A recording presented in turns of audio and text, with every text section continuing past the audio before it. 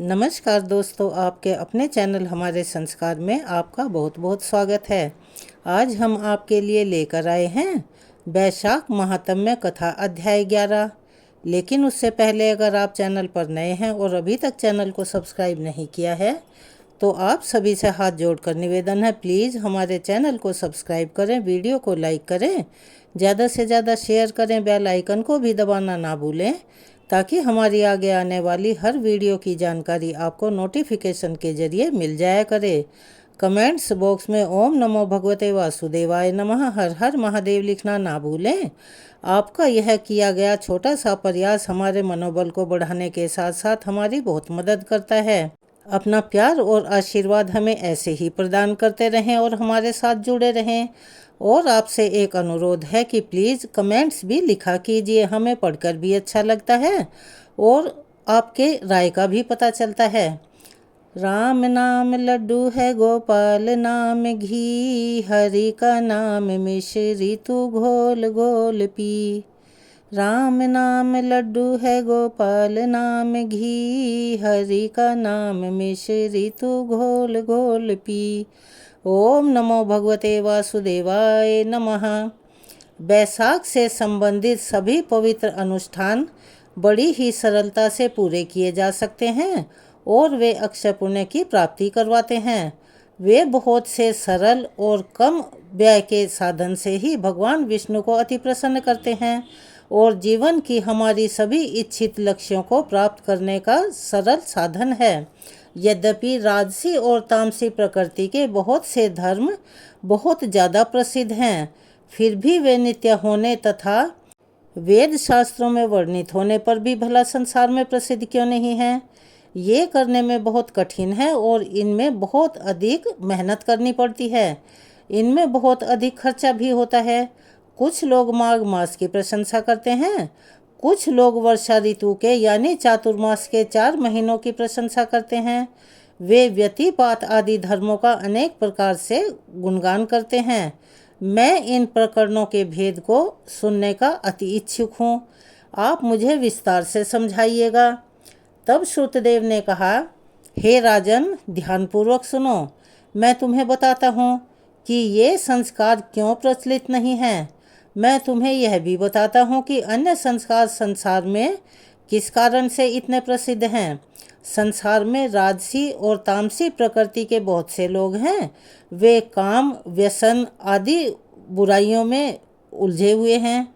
वे सांसारिक सुख, पुत्र पौत्र, धन आदि की इच्छा रखते हैं और कहीं न कहीं बड़ी मुश्किल से ऐसे लोग मिल पाते हैं जो स्वर्ग की कामना करते हैं। इसीलिए वे यज्ञ आदि अच्छे पवित्र कर्मकांड बड़ी लगन से करते हैं। कोई भी व्यक्ति मोक्ष की कामना नहीं करता। छोटी छोटी इच्छाओं और इच्छित लाभ के लिए बहुत से पवित्र कर्मकांड करते हैं। इसीलिए राजसी और तामसी धर्म ही लोकप्रिय है और सुप्रसिद्ध हुए हैं, न कि ये सात्विक धर्म। यद्यपि ये हरि को अति प्रिय हैं। ये निष्काम धर्म सांसारिक सुख और दिव्य लाभ देने वाले हैं, यानी कि इनसे अक्षय पुण्य की प्राप्ति होती है। परंतु भगवान के द्वारा की गई माया से मोहित हुए मूर्ख लोग, अल्प बुद्धि लोग यह नहीं जान पाते हैं। जब कोई प्रभुता प्राप्त कर लेता है यानी को प्रभु को प्राप्त कर लेता है तो उसकी सारी इच्छाएं स्वतः ही पूरी हो जाती हैं।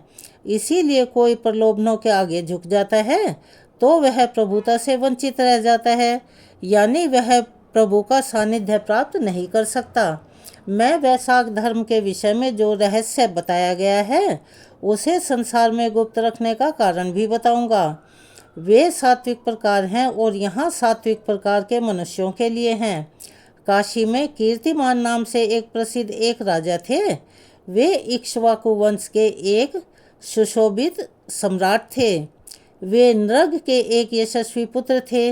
उन्होंने क्रोध के साथ साथ इंद्रियों पर भी विजय प्राप्त कर ली थी, यानी उनका क्रोध उनके वश में था और वे जितेंद्रिय थे। वे ब्राह्मणों के संरक्षक, उनका आदर सम्मान करने वाले थे और उनकी रक्षा करने वाले थे। वे सभी राजाओं में श्रेष्ठ माने जाते थे। एक बार वे शिकार खेलते खेलते वशिष्ठ जी के आश्रम में आ पहुँचे। यह वैशाख का महीना था। जिसमें सूर्य की गर्मी अपने शिखर पर थी। आगे बढ़ते हुए उसने रास्ते में देखा कि वशिष्ठ ऋषि के शिष्य लगातार अनेकों कार्यों में लगे हुए हैं। कहीं वे प्याऊ बना रहे हैं, कहीं छायादार मंडप बना रहे हैं। कुछ लोग तो जहाँ नदी नालों या तालाबों में, सरोवरों में, कुओं में, उनकी दीवारों में या तटबंधों में दरारें आ गई थी, उन्हें भरकर तालाबों की मरम्मत कर रहे थे। कहीं वे वृक्षों के नीचे आराम से बैठे हुए थके हुए कुछ राहगीरों को पंखा झल रहे थे।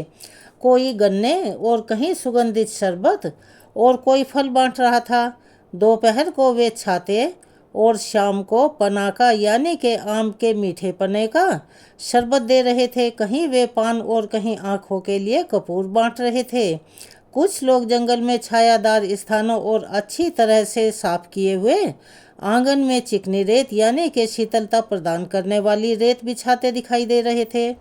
हे राजन, कुछ लोग पेड़ों की शाखाओं में झूले बना रहे थे और उन्हें बांध रहे थे। जब उन्होंने उनसे पूछा कि भाई तुम कौन हो, तो उन्होंने बड़ी ही विनम्रता से जवाब दिया कि हम वशिष्ठ के शिष्य हैं। और यह क्या है, तुम यह क्या कर रहे हो, उन्होंने पूछा।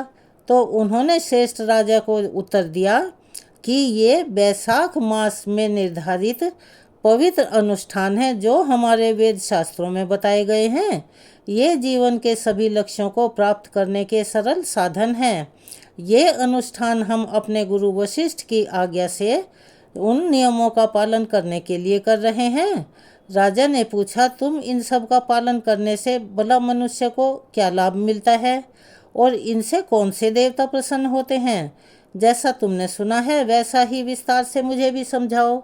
राजा के इस प्रकार पूछने पर उन्होंने बड़े ही विनम्र स्वर में उत्तर दिया कि हम अपने गुरु की आज्ञा का पालन कर रहे हैं और हम मार्ग में विभिन्न पवित्र अनुष्ठान करते हैं, इसीलिए हमारे पास आपको उत्तर देने का समय नहीं है। बेहतर होगा कि आप हमारे गुरु के पास चले जाएं और उनसे ही इसके बारे में सवाल करें और उचित तरीके से पूछें। महान यशस्वी ऋषि इन धर्मों को पूरी तरह से जानते हैं और सही ढंग से समझते हैं और आपको भी समझाएंगे। वशिष्ठ के शिष्यों द्वारा इस प्रकार उत्तर पाने के बाद राजा तुरंत वशिष्ठ के पुण्य आश्रम की ओर चल पड़े और वहां पहुंच गए। उनका आश्रम, जो कि विभिन्न विज्ञानों और योग का ज्ञान देने के लिए प्रसिद्ध था, राजा को आते देखकर वशिष्ठ का मन प्रसन्नता से भर गया। उन्होंने अपने अनुचरों सहित महापुरुष राजा का यथोचित आदर सत्कार किया। आतिथ्य पाकर तथा सुखपूर्वक बैठने के बाद प्रसन्न राजा ने गुरु से हाथ जोड़कर पूछा, रास्ते में एक मैंने बहुत ही अद्भुत और शुभ फल देने वाली घटना देखी है। यह आपके शिष्यों द्वारा किया गया उत्तम और अति पुण्यदायी कार्य था। मैंने उनसे उसके द्वारा किए जा रहे अनुष्ठानों के बारे में पूछा तो उन्होंने कुछ भी नहीं बताया और उन्होंने मुझसे कहा, हमारे पास इन पवित्र अनुष्ठानों को समझाने के लिए, आपको बताने के लिए समय नहीं है। हमें अपने गुरु के निर्देशानुसार, जैसी कि उनकी आज्ञा है, उनकी आज्ञा के अनुसार ये कार्य करने हैं। और बेहतर होगा कि आप हमारे गुरुजी के पास चले जाएं और उन्हीं से पूछें। उनके ऐसा कहने पर मैं आपके पास आया हूँ और शिकार खेलने के कारण मैं बहुत थक गया हूँ। आतिथ्य की इच्छा से यहाँ रुका हुआ हूँ क्योंकि भूख प्यास से व्याकुल हूँ। वहाँ मार्ग में आपके शिष्यों द्वारा किया जाने वाला वह पुण्य कार्य मैंने देखा है। हे श्रेष्ठ मुनि, मुझे इन पवित्र कर्मों को और अधिक जानने की मन में इच्छा जागृत हो रही है। आप ही आदि हैं और चूंकि आप ही प्रारंभ से ही सभी पवित्र कर्म करते आ रहे हैं और इनके बारे में जानते भी हैं, अतः हे श्रेष्ठ मुनि, आप मुझे इन्हें विस्तार पूर्वक समझाइएगा। मैं इन्हें सुनने का बड़ा इच्छुक हूँ और आपका विनम्र शिष्य हूँ और मेरी इन कर्मों में श्रद्धा है। इक्ष्वाकुवंशी राजा द्वारा इस प्रकार पूछे जाने पर महायशस्वी ऋषि को यह देखकर बहुत ही प्रसन्नता हुई और उन्होंने कहा कि तुमने ठीक ही पूछा है। हे राजन, आपकी बुद्धि अच्छी तरह से नियोजित यानी कि आपके वश में प्रशिक्षित यानी कि आपको शिक्षा का ज्ञान है। चूँकि आपका मन भगवान विष्णु के विषय में चर्चा करने और उनसे संबंधित पवित्र अनुष्ठानों के प्रदर्शन में उत्साहपूर्वक रुचि रखता है, इसीलिए मैं निसंदेह कह सकता हूँ कि आपका कोई पूर्व जन्म का या इस जन्म का पुण्य फलित हुआ है। इस प्रकार अत्यंत प्रसन्नतापूर्वक टिप्पणी करने के बाद उन्होंने राजा से इस प्रकार कहा, हे राजन, अब मैं वही कहूँगा जो तुमने मुझसे पूछा है और जो तुम जानना चाहते हो। इसे सुनने से मनुष्य सभी पापों से मुक्त हो जाता है और मोक्ष का अधिकारी बनता है। यदि कोई व्यक्ति सभी पवित्र अनुष्ठानों को त्याग कर और विषय भोगों में पूरी तरह से लिप्त हो जाता है, यानी कि बैसाख के किसी भी नियम का पालन नहीं करता और वह बैसाख मास में पवित्र स्नान करता है, तो वह भगवान विष्णु का प्रिय बन जाता है। मात्र एक स्नान करने से ही उसके सभी पाप नष्ट हो जाते हैं और वह पवित्र हो जाता है। अगर वह अन्य सभी पवित्र अनुष्ठानों के साथ साथ उनके सहायक अनुष्ठान भी करता है तो फिर भला कहना ही क्या है। लेकिन बैसाख में पवित्र स्नान, दान, पूजा और अन्य पुण्य कार्यों के माध्यम से विधि पूर्वक सम्मानित नहीं होता है तो हरि उनसे बहुत दूर रहते हैं। यदि बैसाख मास में स्नान और दान पुण्य किए बिना ही बीत जाए तो वह चांडाल और राक्षस बन जाता है, इसमें कोई संदेह नहीं है। अगर भगवान का सानिध्य प्राप्त करना है और भगवान को पाना है तो बैसाख के नियमों का पालन करना अति आवश्यक है। यदि बैसाख मास में बताए गए महान पवित्र अनुष्ठानों के माध्यम से श्री हरि को प्रसन्न किया जाए तो वे अति शीघ्र ही संतुष्ट हो जाते हैं और जो भी मनोवांछित फल हैं या मनोवांछित इच्छाएं हैं वह वे अति शीघ्र प्रदान करते हैं। ब्रह्मांड के स्वामी, जगत के स्वामी लक्ष्मीपति, समस्त पापों का नाश करने वाले, जगत के आधार, वे सूक्ष्मतम पवित्र अनुष्ठानों से प्रसन्न होते हैं। यानी कि कोई भी छोटा सा धार्मिक कार्य किया जाए तो वह उनकी प्रसन्नता का कारण बन जाता है, ना कि स्थूल यानी कि बहुत ज़्यादा धन खर्च करने वाला। वह उनकी भक्तिपूर्वक पूजा की जाए तो विष्णु जो भी चाहें वह प्रदान करते हैं। इसीलिए हे राजन, भगवान विष्णु की भक्ति सदैव सच्चे मन भक्ति भाव से करनी चाहिए। अगर आप बैसाख के मास में भगवान विष्णु की पूजा सिर्फ जल मात्र से भी कर देते हैं तो वे उससे भी प्रसन्न होकर सभी दुखों, तनावों, समस्याओं और कष्टों और पापों का नाश कर देते हैं। वे प्यासे व्यक्ति की तरह सिर्फ जल मात्र से ही तृप्त हो जाते हैं। महान कर्म भी केवल छोटा लाभ ही दे सकता है, यानी अगर बिना भक्ति भाव के किया गया कोई भी बड़े से बड़ा यज्ञ पुण्य दान किया गया हो जिसमें भक्ति भाव सम्मिलित ना हो तो वह भी उस पुण्य की प्राप्ति नहीं करा सकता जिसकी इच्छा से इंसान उन बड़े कर्मों को करते हैं। और छोटा कर्म भी भक्ति भाव से अगर किया गया हो तो वह भी अक्षय पुण्य दे सकता है। कर्म की महानता या उसका छोटा होना लाभ की महानता या उसका छोटा कारण नहीं है, बल्कि कर्म की प्रकृति, कर्म का मार्ग ही अज्ञेय है। बैसाख मास में बताए गए ये पवित्र अनुष्ठान बहुत कम प्रयास से किए जा सकते हैं और ये अति शुभ होते हैं और भगवान विष्णु को प्रसन्न करते हैं। ये धन का व्यय यानी कि खर्चे को रोकते हैं और धन संपदा घर में बनी रह सकती है।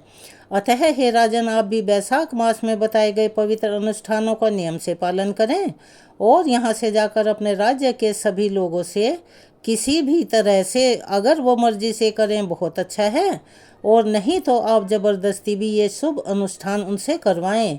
हे राजन, जो नीच मनुष्य बैसाख में बताए गए पवित्र अनुष्ठानों को नहीं करता उसे अनेक प्रकार से फटकारना चाहिए, यानी कि डांटना चाहिए। अगर वह तब भी ना करे तो उसे दंड देना चाहिए। इस प्रकार ऋषि वशिष्ठ ने उस राजा को शास्त्रों का अर्थ समझाकर उनके पवित्र कर्मों की आवश्यकता स्पष्ट रूप से समझाई। उसके बाद उन्होंने उसे बैसाख धर्म के पवित्र कर्मों का स्वरूप, विधि विधान और आदि पूर्ण यानी कि उनके समापन का विधि भी बताई। राजा ने गुरु से संपूर्ण अनुष्ठान सुनकर उनका आदर किया, सादर उनको नमस्कार किया और उनकी आज्ञा लेकर अपने निवास स्थान यानी अपनी पुरी में वापस आकर संपूर्ण गुरु के द्वारा बताए हुए अनुष्ठान संपन्न किए। हे राजन, वह देवों के भगवान केशव का महान भक्त था। केशव यानी के माधव, विष्णु, कृष्ण जो भी श्री हरि के स्वरूप हैं उनका भक्त था। राजा देवों के भगवान विष्णु पद्मनाभ के अलावा किसी और को नहीं पूजता था, ना ही किसी के बारे में जानता था। फिर उन्होंने एक हाथी की पीठ पर बड़ा सा नगाड़ा रखा और पूरे राज्य भर में ढिंढोरा पिटवा दिया और यह कहा गया कि यदि 8 वर्ष से अधिक और 80 वर्ष से कम आयु का कोई भी व्यक्ति सूर्य के मेष राशि में स्थित होने पर प्रातः काल स्नान नहीं करता है तो वे सभी लोग मेरे द्वारा दंड के अधिकारी होंगे। उन्हें निश्चित ही रूप से मार दिया जाएगा, यानी कि मृत्युदंड दिया जाएगा, या उन्हें राज्य निकाला दे दिया जाएगा। यहाँ तक कि अगर मेरा पिता, पुत्र, पत्नी या कोई भी मेरा घनिष्ठ मित्र वह भी यदि बैसाख में पवित्र अनुष्ठान करने से विमुख हो यानी ना करता हो तो उसे मुझे एक डाकू, एक चोर की तरह से पकड़ना चाहिए। जो भी पवित्र नदी के जल में पवित्र स्नान करने के बाद प्रतिष्ठित ब्राह्मणों को दान देना चाहिए। हे निष्पाप लोगों, अपनी अक्षमता के अनुसार अन्य पवित्र अनुष्ठान भी करें, जैसे कि प्याऊ आदि की स्थापना करवाना, धर्मशालाएं बनवाना, पेड़ लगवाना, जल पिलाना। उन्होंने प्रत्येक गांव में एक ब्राह्मण को पवित्र अनुष्ठानों की व्याख्याता के रूप में नियुक्त किया, यानी कि प्रचारक बना दिया। उन्होंने प्रत्येक 5 गांवों के लिए एक विशेष अधिकारी की नियुक्ति कर दी। उस अधिकारी को धर्म का परित्याग करने वालों को दंड देने का कार्य सौंपा गया। उसके पास 10 घोड़े यानी कि 10 घुड़सवार सैनिक भी थे। इस प्रकार राजा के आदेश के अनुसार हर जगह लगाया गया धर्म और पुण्य का यह वृक्ष बड़ी तेजी से फलने फूलने लगा। हे श्रेष्ठ राजन, उस राजा के राज्य में मरने वाले सभी लोग हरि के धाम को गए। जो लोग भूल से भी हरि के धाम में चले जाते हैं वे भी मृत्यु के बाद हरि के धाम बैकुंठ में चले जाते हैं। निश्चय ही मनुष्य शीघ्र ही भगवान विष्णु के लोक को प्राप्त कर लेता है। जो व्यक्ति प्रातःकाल किसी बहाने से भी एक बार भी स्नान कर लेता है जब सूर्य मेष राशि में हो तो वह सभी पापों से मुक्त होकर, चाहे वो इस जन्म के हों या पूर्व जन्म के हों, भगवान विष्णु के महान लोक को चला जाता है। बैसाख में एक बार भी स्नान करने से मनुष्य यमलोक में नहीं जाता। अतः हे राजन, उस समय सूर्य पुत्र यम के पास लिखने के लिए कुछ भी नहीं था, यानी कि उनके जो कर्मों का लेखा जोखा लिखने वाली किताब थी वो खाली पड़ी थी। तब चित्रगुप्त को अपने लेखन और लेखा जोखा से पूर्ण विश्राम मिला हुआ था। लोगों के पापों के बारे में पहले से जो लिखे गए अभिलेख थे अपने अच्छे कर्मों के लिए विष्णुलोक में गए लोगों द्वारा क्षण भर में ही वे भी मिटा दिए गए। पापी प्राणियों से रहित होने के कारण सभी नरक खाली हो गए। बैसाख की शक्ति से नरक का मार्ग अवरुद्ध होकर आवागमन से रहित हो गया। सभी लोग अशुद्धियों से मुक्त होकर यानी पापों से मुक्त होकर तेजस्वी रूप वाले हो गए और हरि के लोक में चले गए। इसी प्रकार स्वर्गवासियों के सभी निवास खाली हो गए। जब स्वर्ग भी खाली हो गया, नरक भी खाली हो गए, तब नारद धर्मराज जी के पास गए और बोले, हे राजन, नरक में सामान्य विलाप जैसा पहले सुनता था नहीं सुनाई दे रहा है। पापियों के विषय में कुछ भी नहीं लिखा जाता। चित्रगुप्त मुनि की भांति मौन व्रत का पालन कर रहे हैं, यानी मौन बैठे हुए हैं। हे राजन, मुझे इस सब का कारण बताओ कि पाप कर्म करने वाले महान ढोंगी और छली लोग आपके निवास पर क्यों नहीं आ रहे हैं। जब महापुरुष नारद जी ने ये बातें कही तो विवस्वान के पुत्र राजा ने असहाय होकर कहा, हे नारद, जो राजा इस समय पृथ्वी पर शासन कर रहा है वह प्राचीन श्रेष्ठ पुरुष ऋषिकेश का महान भक्त है। वे भेदी ध्वनि के माध्यम से लोगों को बैसाख के पवित्र अनुष्ठानों का ज्ञान दे रहे हैं और उन्होंने ऐसा ढिंडोरा पिटवाया है कि जो 8 वर्ष से अधिक और 80 वर्ष से कम आयु का है और जो बैसाख के पावन पवित्र अनुष्ठान नहीं करता है वह निसंदेह मेरे द्वारा दंडित किया जाएगा, यानी दंड का अधिकारी होगा। क्योंकि वे इतने भयभीत और डरे हुए हैं इसीलिए सभी लोग कभी भी अपराध नहीं कर रहे हैं। हे नारद, उस कर्म के माध्यम से वे विष्णु के धाम को जाते हैं।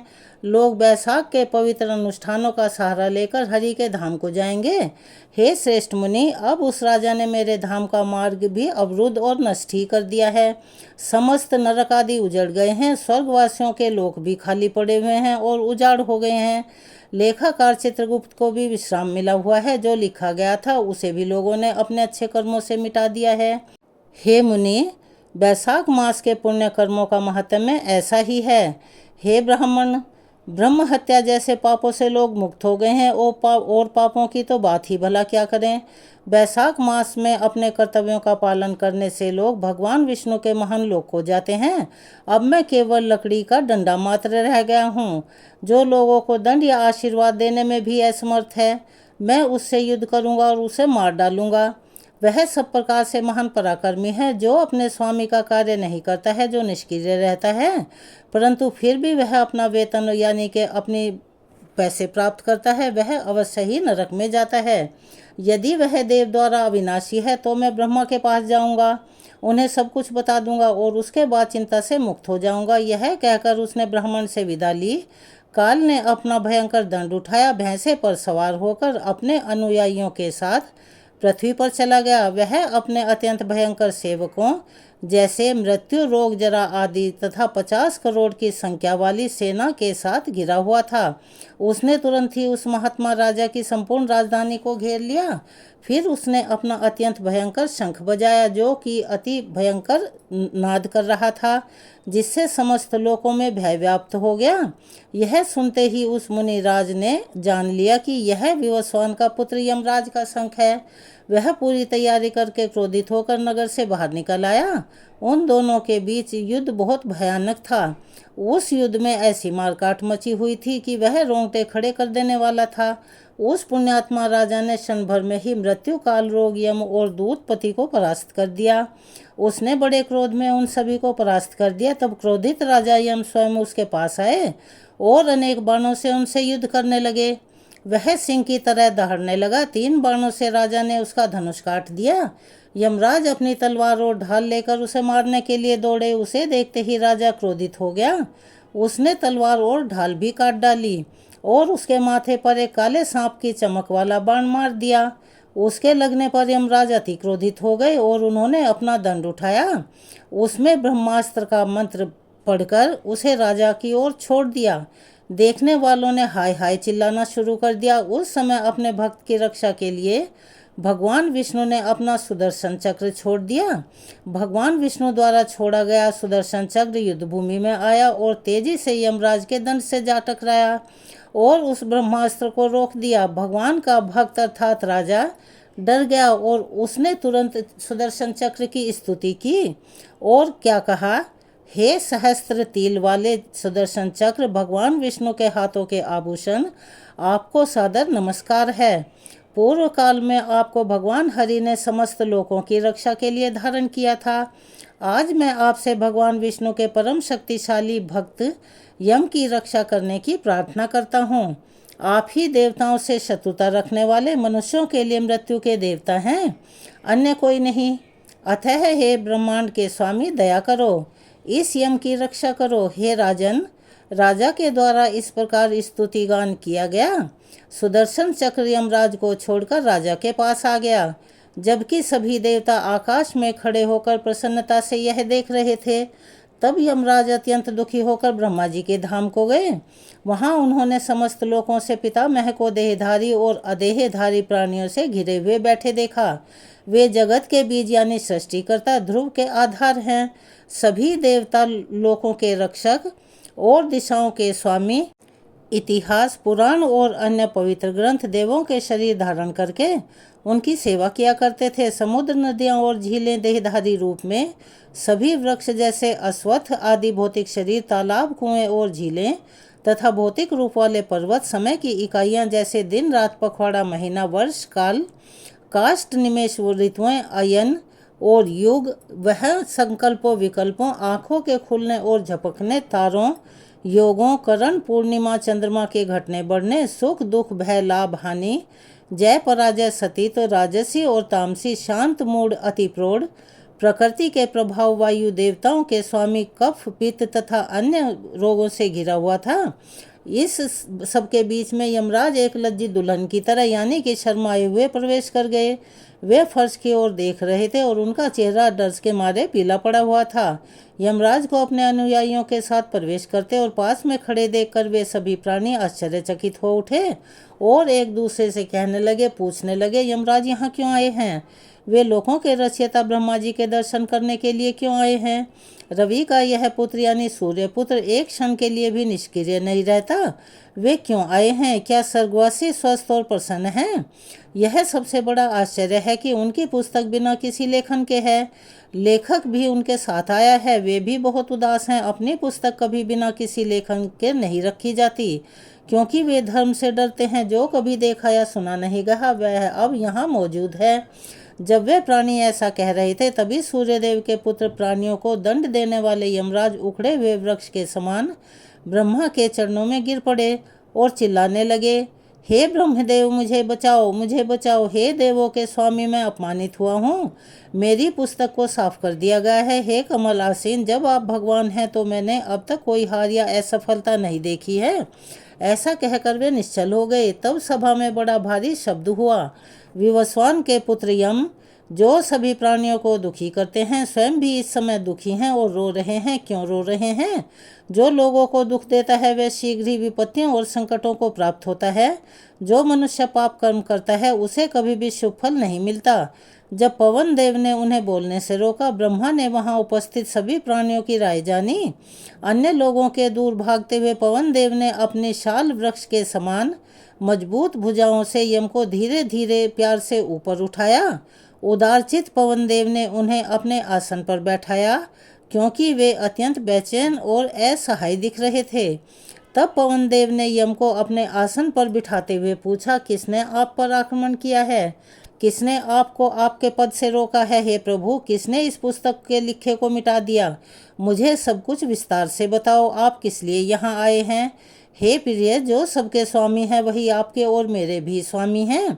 आपके हृदय में यह दुख भला कहाँ से आया? पवन देव द्वारा इस प्रकार पूछे जाने पर यम ने उन्हें सब कुछ सच सच बता दिया और ये शब्द कहे। कुश केतु के पुत्र का मुख देखकर उनके शब्द रुक गए और वे बहुत व्याकुल हो गए। आज के वृतांत को हम यहीं विराम देते हैं। इसके आगे का वृतांत हम अपनी अगली वीडियो में सुनाएंगे। कृपया उसे भी ज़रूर सुनिएगा। अगर आप चैनल पर नए हैं, अभी तक चैनल को सब्सक्राइब नहीं किया है तो प्लीज़ चैनल को सब्सक्राइब करें, वीडियो को लाइक करें, ज़्यादा से ज़्यादा शेयर करें, बेल आइकन को भी प्रेस करना ना भूलें। कमेंट्स बॉक्स में ओम नमो भगवते वासुदेवाय नमः, हर हर महादेव लिखना ना भूलें। अपना प्यार और सहयोग हमें ऐसे ही प्रदान करते रहें। जय श्री हरि। धन्यवाद।